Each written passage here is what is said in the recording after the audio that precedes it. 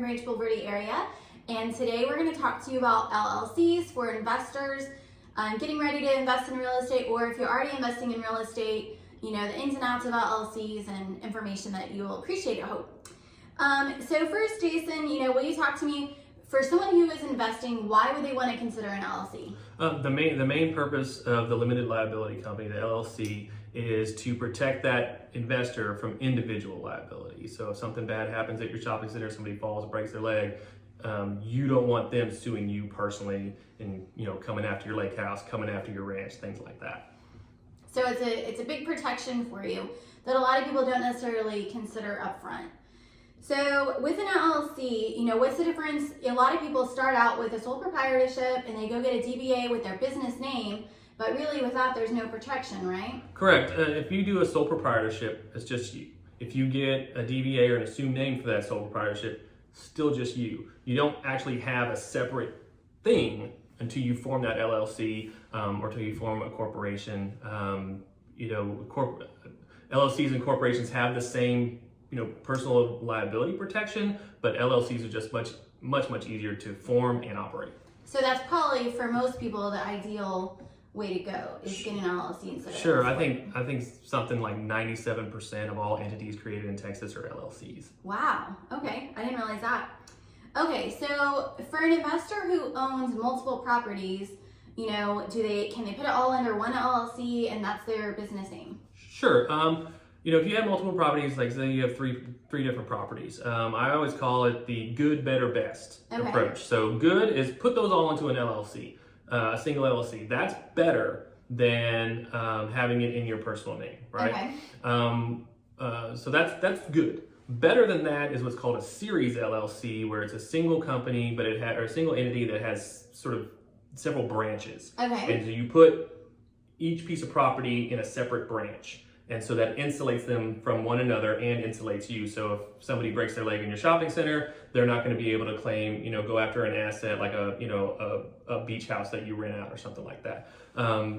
I mean, that sounds great. So why are you not the best one? Right. So best is having a separate LLC for each entity, because with the series LLC, one, it has to be formed correctly. Two, you have to keep really good books. So you have to keep all the assets of that LLC, bank accounts, all that kind of, for that series, separate than the other series. And if you don't, you could lose that insulation.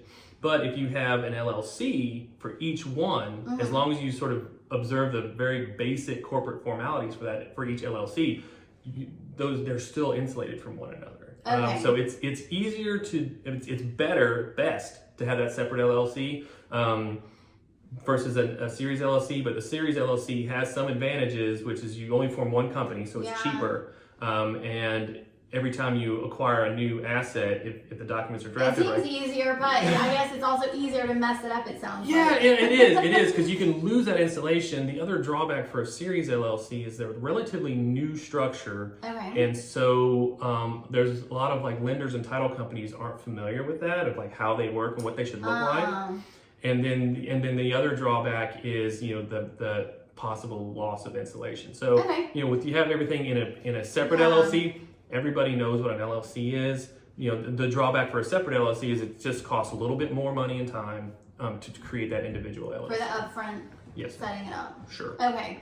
So what if someone already owns property and they are a sole proprietorship, or they bought a second home and now they're trying to start building a portfolio? If they already own it, can they now put it into an LLC? Sure. It's just a very simple as you just create the new LLC, and then you just do a deed from you to that LLC. Okay. And then the one thing you do want to keep in mind is if that property is subject to a mortgage or a loan, you want to touch base with your lender, make sure they're on board with that, because you don't want to trigger what's called the due on sale clause and default on that mortgage. Default on the mortgage? Yeah. Okay, because it's in a different name and not recognized and approved by them? Correct, yeah. And some, you know, depending on the lender, they may just say, yeah, that's fine, they'll consent to it. Or I've seen in some situations where the lender wants to actually refinance the property into the LLC's name, but with mortgage rates as low as they are, you might want to do that anyways. Yeah, and I mean, you make a good point with the lender. That may be a great reason to look into forming an LLC, because in personal investing, you have to use your personal line of credit. And so your debt to income ratio, your income, and all of that, it comes into play. But if you're looking at building a large portfolio, it expands your horizons of building a business line of credit. So that's something to talk about with your CPA, talk with a lender, and of course, you know, Jason, to everyone kind of work together to figure out what your plan is, what your goals are, and help you get going in the right direction in the best possible way for your success. Okay, so what are the costs and fees for setting up your LLC and then maintaining it? Sure. So the initial cost of an LLC in my office, we charge $900. It's a flat fee. Keep in mind that $300 of that is going directly to the state of Texas, and then you'll get your certificate of formation. So we'll create the entity for you. We'll prepare the operating agreement, which is say this is how the company works. These are who the members are. This is who has authority to do things. And you'll also get some resolutions creating the entity, and then resolutions for your annual meetings so that you can, you know, observe those corporate formalities and say, yes, this is a legitimate entity. It's not just me, you know, and that whole process, it takes about a week from start to finish. So, you know, yes, one of the drawbacks to having a separate LLC is, you know, the cost and the time, but they're not that much. I mean, it's kind of like insurance, right? Yeah, it kind of is. And I always look at these things as, you know, an ounce of prevention is worth a pound of cure. So, you know, you could be looking at $900 on the front end, saving you whatever, you know, $1 million on the back end if you get sued. So, yeah, I mean, you make a really good point. And I will want to add, you know, you can form your own LLC and you file, like you said, it's like $300 or whatever to file. However, to buy and sell real estate, they're going to want the operating agreement. They're going to want everything. Even if you convert it to an LLC while you're already owning it and then you sell it, the title company, when you sell, is going to want that information. So you might as well get it set up then so that you don't get slowed down of having to then do it all during a transaction, because that's a pain and you're in a rush situation at that point to do that. So for the title company, they also need the resolution. right, yeah. So when I've had clients. Is it all one packet? Yeah, when I give it to you, I'm going to give you what I get. You get a nice little binder with a slipcase, and it's going to have your certificate of formation, your operating agreement, your resolution adopting the operating agreement, and then sort of your annual maintenance resolutions. You know, I'm a fee attorney for a title company, but I've also, you know, assisted clients in closing. And typically what you said, the title company, they're going to know if it's an LLC and it's buying or selling or lending or whatever, they're going to want to see that operating agreement saying who has the authority to sign what.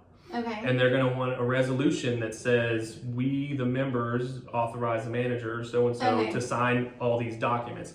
And you're just going to be in a much, much better position if you already have those ready. Especially if you have if you're a seller and you have a cash buyer, like those cash buyers, they want to close in a couple weeks. You don't want to spend the time of, you know, okay, well, I've got the LLC, like who should I call to draft my operating agreement? And then, you know, it's just time. It's time and money. And so, you know, do that stuff on the front end and just, you know, save yourself a lot of time and money. Yeah. I mean, I have an LLC and I don't even know what all is in my packet, but that's the great thing about it. It sounds kind of complex hearing him talk about it, but I know in reality, getting it set up is not as hard as you think. And if you have a good CPA, a good attorney to guide you through the process, they're going to keep you up with what you got to do so that you don't mess up anything, and keep you up with the annual meeting and keeping the books right and all of that. And you'll know your do's and don'ts outlined without having to do a ton of research on your own to try to figure it all out on your own. And, you know, it's not as pricey to maintain it and as much of a headache as you might think. So if you've got more questions, let us know. We're happy to be a resource for you. And let us know what else you'd like us to talk about on our next video. But we've got a couple more coming up. Thanks. Thank you.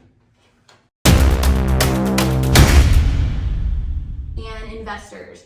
So investors and who needs one and stuff like that. I already don't like it.